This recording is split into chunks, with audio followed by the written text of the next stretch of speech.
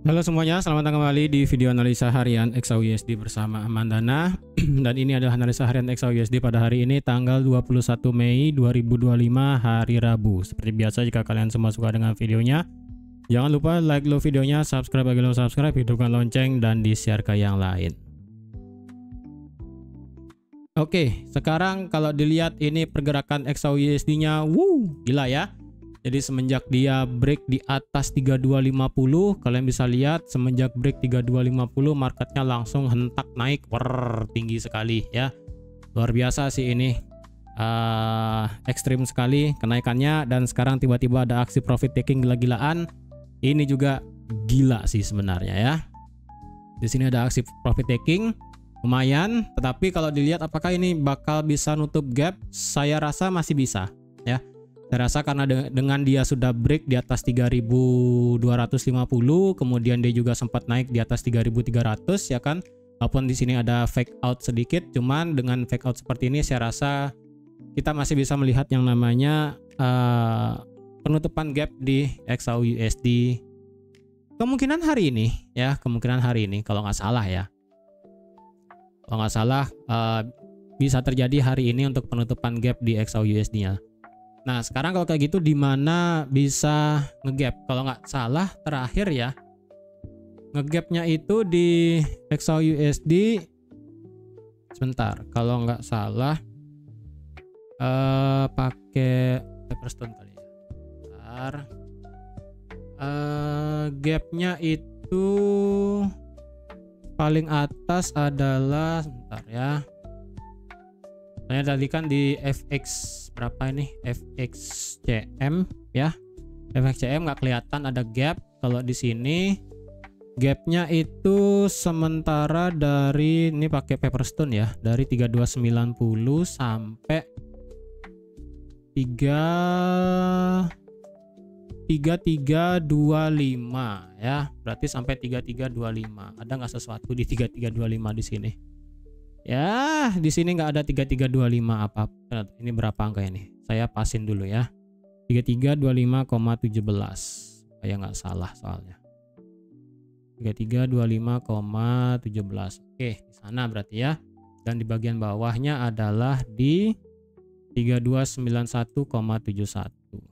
3291,71. Oke, berarti di sini ya. Ini adalah besaran gapnya untuk di XAUUSD sekarang. Dan di sini kalau dilihat marketnya sempat naik sedikit ya sampai di 33, barusan itu nge-spike naik sampai 3314, lumayan, kemudian dropnya langsung parah banget ya. Ini dropnya barusan langsung sejauh 291 pip. Nah, sekarang di mana kita mau nge-buy? Sebelum itu apakah di sini saya sudah berubah pandangannya menjadi bullish? Dalam artian sudah layak banget di buy untuk masalah XAUUSD, terus di buy, terus di buy, terus di buy. Sementara sih yang bisa saya kasih tahu untuk pandangannya adalah belum untuk saat ini ya. Kenapa? Menurut saya dengan kenaikan seperti ini ya mungkin ini hanya sebesar untuk nutup gap aja. Dan kalau kemarin di sini kayaknya gapnya udah ketutup atau belum ya? Yang versi di bawah kemarin seharusnya sih sudah ya. Ini seharusnya sih ini udah ketutup gapnya ini. Gap yang di hari Senin kemarin tanggal 19 seharusnya sih udah ditutup ya. Di sini dan di sini seharusnya. Oh, ini yang bagian bawah aja belum. Coba infoin ya di beberapa broker kalian ini udah ketutup atau belum nih gapnya yang di bawah hari Senin kemarin. Kayaknya sih yang saya lihat di Exness itu juga belum, kemudian di broker yang kalian pakai biasanya itu juga belum ketutup sih ya. Jadi sekarang sih kita masih meninggalkan gap kecil ya di bagian hari Senin. Sisa lagi kalau dilihat ini sisa lagi berapa pip nih ya, sisa lagi 19 pip doang ya, sisa lagi 19 pip doang. Bagian bawah ada gap, kemudian bagian atas kita juga ada gap, walaupun sudah terisi sedikit ya, sudah terisi setengahnya sih, sudah terisi setengah. Nah jadi kalau kayak gitu sekarang apakah masih banget buat di buy? Sementara ya masih bisa buat di buy karena sekali lagi sudah break di atas 3250. Cuman apakah sekali lagi apakah sudah worth it banget buat di buy jangka panjang penuh tinggi sampai 3.400 ke atas? Menurut saya sih belum. Ya kenapa? Karena kalau dilihat dari segi fundamental, ya saya infoin di awal dulu, secara fundamental apa yang menyebabkan ini marketnya naik? Apakah gara-gara kemarin penurunan rating di Amerika dari yang AAA ke AA1, apakah hanya itu? Atau karena ya kita tahu bahwa masalah trade deal dengan negara-negara luar selain Cina itu kan kalau nggak salah ada di Jepang itu nggak mau. Jepang itu nggak mau masalah trade deal dengan Amerika karena tarif dari otomotif dan juga aluminium itu masih gede. Ya, deal-dealannya belum ada. Kemudian masalah tarif lagi yang lain itu belum ada. Ya, belum ada kesepakatan. Jadi kalau memang tarif yang disebabkan ini naik masih oke, masih masuk akal. Terus kalau dari segi geopolitik perang, kita tahu bahasan kemarin adalah Rusia Ukraina itu berusaha untuk adanya perundingan untuk damai gitu kan, atau enggak gencatan senjata secara penuh gitu. Cuman sampai sekarang ini masih belum jelas. Nah, dengan ketidakjelasan seperti itu ya, kalau dilihat apakah ini benar-benar waktunya untuk naik? Sementara sih ini naiknya jangka pendek menurut saya sih ya. Ini naiknya hanya untuk jangka pendek. Karena sekali lagi kita perlu suatu katalis yang jelas apakah ini XAUUSD masih bisa naik tinggi sampai ke 3.400 atau enggak, karena sementara katalis yang bisa mendorong XAUUSD untuk sekarang yang diangkat adalah dari Moody ratingnya itu, kemudian isunya sedikit ya kan, diangkat sama isu masalah trade deals yang masih belum jelas, kemudian Ukraina dan Rusia yang masih belum jelas apakah kesepakatan mau damai atau enggak. Nah, jadi itu yang masih dipakai untuk mengangkat XAUUSD. Kenapa saya bisa katakan seperti itu? Karena kalau kalian sebenarnya pergerakan market kemarin-kemarin itu tidak memberikan dampak signifikan, terutama kalau kalian indeks dolarnya sendiri itu tidak memberikan dampak bagaimana ya. Indeks dolar memang dilihat itu kemarin dropnya lumayan, cuman drop secara signifikan banget enggak. Kemudian yen juga nggak terlalu. Kemudian kalau kalian lihat fixnya ini juga flat. Nah, kalau sudah fixnya flat, kalian bisa lihat Nasdaq, kemudian S&P 500 dan Dow Jones-nya itu flat. Jadi ketika semua ini flat ya, indeks dolar tidak terlalu bergerak, yen tidak terlalu bergerak, volatility indeksnya diem ya, kemudian indeksnya diem juga. Jadi orang-orang bakal memilih alternatif apa yang bisa dibeli. Ya, otomatis ya udah gold. Cara ngangkat goldnya adalah orang-orang berspekulasi bahwa yang tadi saya katakan, masalah trade dealsnya masih belum oke. Kemudian masalah Rusia Ukraina masih belum oke. Apakah jadi mau damai atau enggak? Nah, itu yang terus digembor-gemborin untuk mengangkat XAUUSD naik. Karena sekarang kalau dilihat korelasinya emas sebagai aset safe haven, saya rasa enggak. Ya, kalau dicari banget saya rasa belum, makanya saya katakan ini belum bisa buy untuk jangka panjang. Mungkin pendek sih ya, menurut saya pendek sih ya, cuma untuk jangka panjang menurut saya sih ini belum.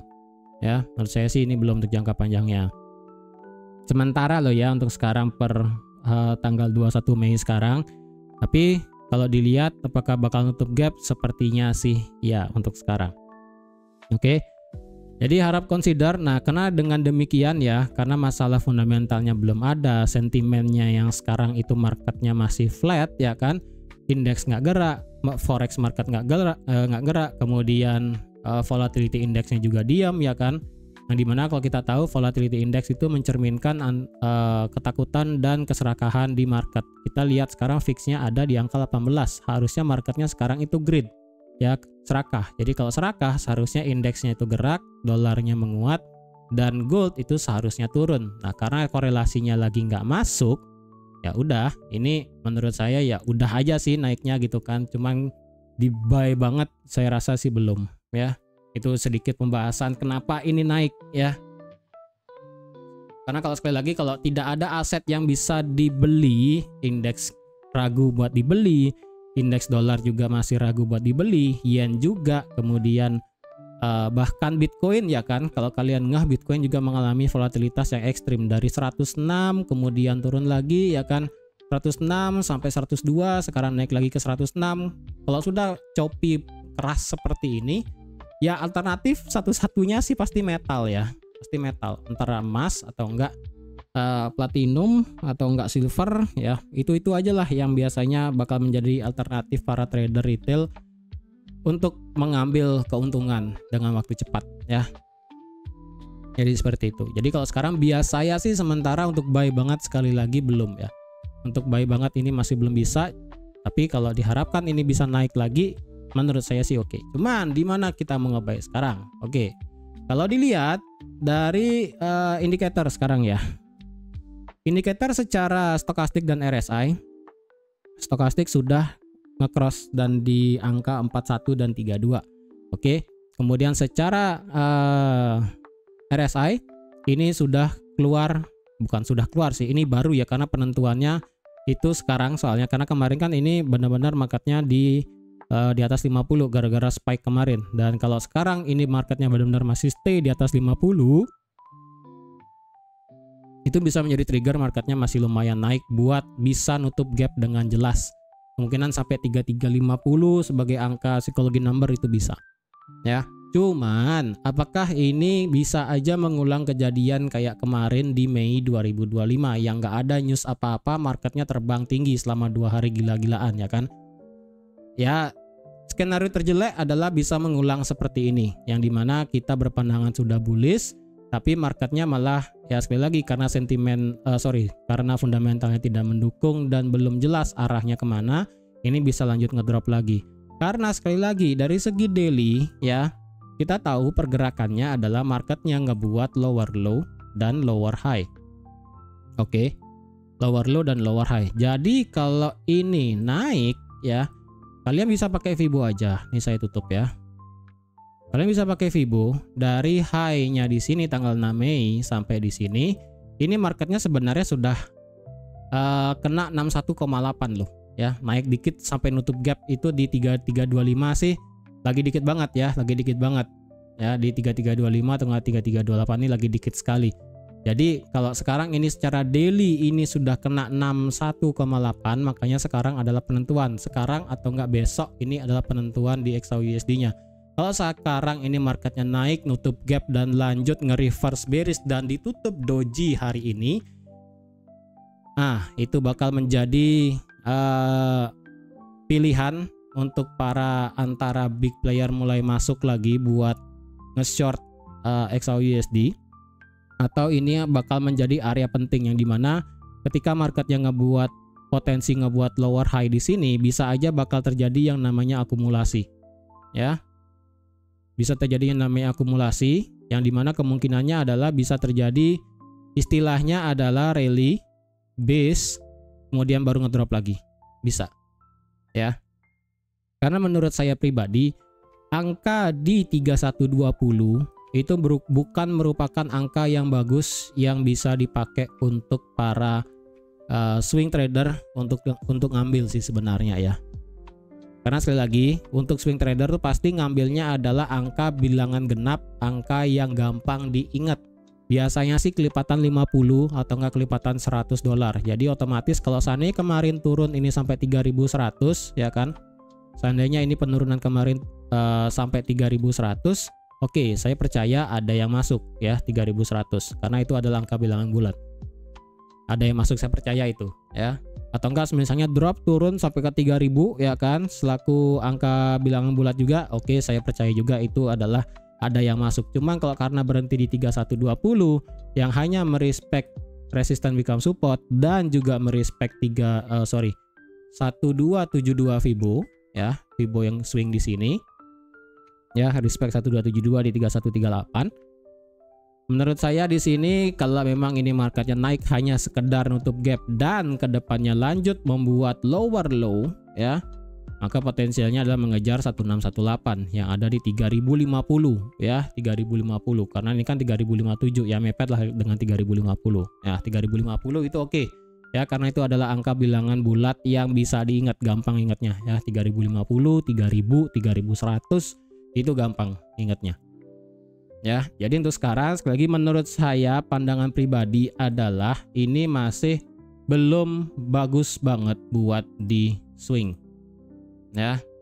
Kapan saya ceritanya bisa nge-swing? Saya hanya akan berpandangan ini mulai bullish lagi adalah dengan kalau ini marketnya turun dari harga sekarang ya. Ini kan saya respect misalnya 61,8 naik nutup gap sampai di 3325, kemudian close doji misalnya, atau enggak tiba-tiba close bearish ya kan. Dan beberapa hari kemudian marketnya turun, naik, turun. Nah, ketika turunnya nanti ingat 3200 sekarang adalah menjadi base-nya di XAUUSD selama 3 hari terakhir ya. Jadi otomatis ketika nanti di masa depan ada penurunan drop lagi di bawah 3200, ya udah, kemungkinannya adalah marketnya nanti bakal bisa lanjut turun sampai 3100 lebih, bahkan ya sampai 3050 gitu sih ya. Jadi untuk sekarang kalau saya hanya akan bisa swing ini kena 61,8 atau enggak marketnya ini base dan marketnya respect dan kemudian turun kena 3200 atau enggak bertahan di atas 3200, saya mulai kepikiran buat ambil swing. Tapi hanya jika di fundamentalnya ada signifikan pengaruhnya ya, signifikan pengaruh dari segi fundamental. Oke, saya baru bisa katakan oke lah buat di swing gitu kan. Cuman sekarang sekali lagi belum, karena saya ingatkan sekali lagi ya, bulan Juli itu baru kita bisa melihat kepastian. Kemungkinannya sih itu ya, karena sekali lagi the Fed akan ada pengumuman pemotongan suku bunga Juli, kemudian ditambah dengan batas dari reciprocal tarif juga di bulan Juli tanggal 9. Jadi otomatis bulan Mei sampai Juni ini saya rasa sentimen saya pribadi ini belum bagus buat di swing buy ya. Jadi harap berhati-hati. Oke, dari segi daily ini ya udah sih, ini marketnya naik yang dimana berarti otomatis marketnya bisa nutup gap. Secara H4 kalau kita lihat secara stokastik dan RSI, secara stokastik ini marketnya sudah masuk ke dalam teritori overbought ya, sudah masuk ke dalam teritori overbought. Berarti otomatis ini kita bisa melihat continuation naik sampai kalau dilihat sih ini berarti kita kemungkinan bisa naik sampai 3330 sih ya. Possible-nya ini saya rasa kalau enggak ini kita bisa naik sampai 3343 selaku di sini ada daily resistance juga ya kan. 3348, kemudian di sini ada 3343 atau enggak kalian mau genapkan 3350 juga boleh ya. Ini 3350 sampai 3343. Kalau dilihat dari segi H4 ini nggak terlalu bagus sih sebenarnya ya dari segi H4, karena kalau H4 kan kita pakainya ini dari kemarin-kemarin nih ya. Kalau kalian ingat dari kemarin-kemarin H4 nya adalah di 3357, kemudian di sini dari 3343 3350 ya udah, berarti dari segi H4 selebar ini berarti ya support become resistance ya dari 43 sampai 57. Ini adalah zona yang lumayan besar, jadi harap berhati-hati ya. Anything can happen ketika market memasuki area ini. Dan kalau kita tarik pakai Fibo-nya, ini ya udah sih, berarti otomatis ini saya rasa marketnya respect hampir ke 78,6. Ingat ya kemarin itu ketika marketnya naik di sini sampai ke 3400, kalian bisa lihat marketnya itu respectnya sampai 78,6 loh ya. Ini kalau kalian nggak percaya, ini ketika dia naik respect sampai 78,6. jadi kalau semisalnya ini sekarang naik sampai ke support become resistance di 3350, berarti ya udah, berarti ini adalah bisa mengulang kejadian naik sampai ke 61,8 lebih dikit dan mendekati 78,6 ya. Berarti bisa sampai sana untuk di XAUUSD mungkin sampai akhir minggu ya, karena dari segi stokastiknya ini sudah masuk zona overbought.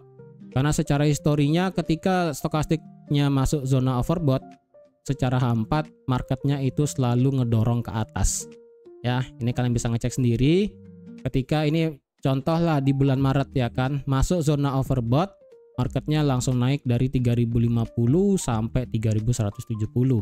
Tapi itu kan kondisinya lagi uptrend ya kan.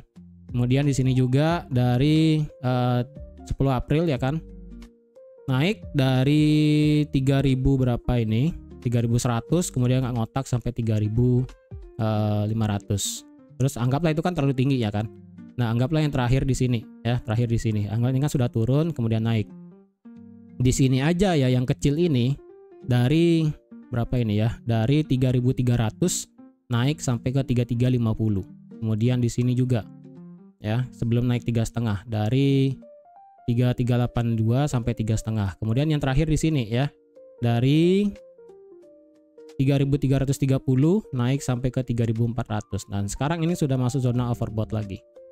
Ya, udah masuk zona overbought lagi. Jadi kalau seandainya marketnya naik sampai 3350 ya udah. Ya, berarti ini kita potensi adalah nutup gap dan terus naik sampai ke support become resistance yang lumayan valid dari segi time frame H4 plus daily ya. Kalau secara RSI ini sudah menghadap ke atas, ini tinggal terbang aja di atas 70 masuk zona overbought, tapi nggak perlu masuk zona overbought sih sebenarnya ya. Ini contohnya kayak kemarin di 6 Mei ya kan, sudah naik di atas 60, sekarang kan 64 ya. Contohnya kayak kemarin di sini sudah naik di 65, marketnya langsung naik dari 3300 naik sampai 3400. Jadi ini ya udah sih. Marketnya juga naik, dan kalau dilihat dari segi H4 ini marketnya membuat fair value gap secara terus menerus ya kan. Di sini ada EVG gede ya kan. Kemudian di sini ada EVG lagi. Tapi menurut saya sih kalau udah EVG kayak gini saya lebih prefer EVG yang di sini. Ya, EVG yang ada di resistance become supportnya di harga 3250. Saya lebih prefer EVG yang di sini karena di sini ada SBR ya kan. RBS-nya di resistance become support di 3250. Jadi di sini saya lebih prefer melihat fair value gap di H4. Kemarin sih ya saya ada lupa ngasih tahu untuk masalah trend line. Di sini kita ada satu trend line sebenarnya yang sudah dikatakan cukup valid ya dari sini. Dari low di sini 15 Mei sampai kena di 16 Mei. Kemudian ini kan marketnya mantul ya kan. Naik, turun, kemudian terbang. Nah, kalau dilihat apakah di sini sudah waktunya kita nge-buy. Kalau dilihat berdasarkan swing pendek ya. Berdasarkan swing pendek dari sini ke sini, kalian bisa lihat ini marketnya sudah berhenti di 1618. Jadi sekarang adalah ekspektasinya kita melihat adanya koreksi. Itu pun kalau bisa ada koreksi. Ya, sekali lagi, itu pun kalau ada koreksi. Kalau semisalnya marketnya lebih memilih untuk lanjut terjang naik kayak kemarin kejadian di 6 Mei, terjang langsung tinggi, ya kan? Ya udah, berarti kita tidak melihat yang namanya potensi koreksi kayak begini, ya kan? Dari sini kalian bisa lihat kalau pakai Fibo, marketnya tidak berhenti di 1618, sideways dikit, kemudian 8 jam berikutnya marketnya terbang. Jadi bisa juga ada kejadian kayak begitu. Jadi memang saya harapkan adalah marketnya retrace, cuman kalau memang dikasih ya. Kalau enggak sih ya udah berarti kita positif buat nge-buy aja. Nah, kalau dilihat 3250 adalah 200% Fibo-nya sekarang. Oke. Dan kalau kita pakai extension Fibo trend base ya. Dari sini sampai sini dan di sini 1618 sih di sini ada di 3366. Jadi kemungkinan target tertinggi jika ngelewatin 3357 adalah bisa sampai 3366. Di sini ya, karena ini sudah ngelewatin 100%, sudah di respect, di tes dan di support juga. Menurut saya ini kita 33 sebentar berapa nih? 3285 ya. 385. Oke, ya berarti kemungkinan jika ini tinggi banget bisa sampai 3366. Itu masih dari segi H4. Dari segi H1 bagaimana? Dari segi H1 kalau dari segi indikator sih kita ngelihat RSI ini divergent, cuman dari segi stokastiknya ini flat sekali, tidak menunjukkan adanya divergent ya. Jadi ini bisa aja marketnya itu secara stokastik kita ngelihat ya kan, ini dia ngebuat seperti divergent ya. Dimana di sini dia gelombangnya semakin lama semakin turun, tapi di sini secara candlestick marketnya itu bentuk candlenya semakin lama semakin tinggi. Menurut saya sih ya, RSI-nya memang membentuk divergent. Cuman bentukan divergentnya ini kalau kalian lihat, ini gelombangnya berkali-kali ya. Memang ini bentukan adalah divergent, cuma menurut saya bentukan divergent yang bagus adalah dengan sekali gelombang. Jadi maksudnya sekali gelombang adalah dia naik ya kan, Ini kemudian marketnya naik, kemudian dia turun, marketnya semakin naik, kemudian dia turun, naik lagi dan turun. Nah, kalau satu kali gelombang kayak begini ya, satu kali gelombang kayak begini, baru saya lebih prefer ngelihatnya sebagai divergent. Kalau terlalu banyak gelombang kayak begini ya kan, 1, 2, 3 gitu kan, nggak terlalu, apalagi ditambah dengan stokastik yang flat. Ya udah, kalau stokastik yang flat kayak begini dibarengi dengan H4 stokastik yang sudah masuk begini, ya udah sih. Kalau dikasih retrace ya bagus, kalau nggak dikasih retrace ya udah gitu kan. Gampang aja berarti ya. Nanti kalau dilihat sekarang kita punya satu resistance become support tadi yang ada di titik 100% extension pip base-nya ada di 3285,75. Ini sudah dites, kemudian marketnya masih tinggi. Nah, ingat kita sebelah kiri adalah market kosong ya, market kosong sampai 3235. Berarti kita tidak bisa mengharapkan sebelah kiri sampai nanti dia break di atas 3325. Karena kalau dia sudah break di atas 3325 berarti ya udah, potensi terdekat adalah sampai 3330 ya, 3330, karena di sini ada satu order block bearish ya, ini mepet sih sebenarnya ya. Di sini ada order block bearish, tetapi di sini ada resistance become support H4 yang valid dan dibarengi juga dengan tadi apa namanya daily ya, H4 dan juga daily di sini. Jadi order block bearish-nya ada, support become resistance ada, Fibonacci-nya juga ada. Kemungkinan marketnya bakal memutuskan apakah bakal berhenti atau lanjut naik sekitaran sini ya. Jadi otomatis kita masih peluang nge-buy. Nah, kalau nge-buy sekarang justru saya tidak mau. Kenapa? Karena ini range-nya gede sekali ya. Satu candle H1 ini aja 291 pip. Ya, ini tidak masuk buat kita bisa nge-buy di M30. Kalau dilihat bentukannya berarti marketnya masih bertahan di atas 3285. Well, it's good ya. Ini kalau dilihat sih berarti kita ada di 3303 secara M30 ya. M30 kalau ada close candle di atas 3304, sorry, atau nggak kalian mau genapkan 3305, atau enggak kalian pakai terakhir di sini 3303, menurut saya sih 3304, 3305 lah, sekitaran situ. Ya, ini masih di M30 nih. Ya, nih. Kalau dia break di atas itu, tunggu retestnya di time frame kecil, kembalikan baru bisa lanjut nge-buy. Kalau di M15 sama ya, 3304-nya sama, M5 juga sama ya.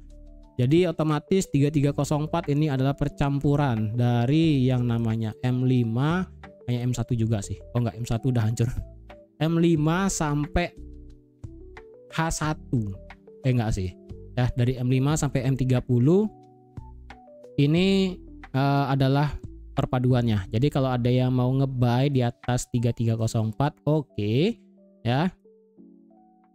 Breakout ya, minimal kalau bisa sih M5 ya. Atau enggak lebih bagus sih sebenarnya M15 breakout atau enggak M30. Kalian terjun ke M5 atau enggak M1, cari konfirmasi retest atau enggak gimana, lanjut buy, itu lebih bagus lagi ya. Ini kena breakout retest, nanti kalian bisa buy sampai 25 atau enggak sampai bearish order blocknya di sini di 30 ya. Kalau M1 sih ini enggak bisa. M1 di sini marketnya ngebuat liquidity. Oke. This is good ya, karena kalau dilihat ini kan aksi profit taking sebenarnya.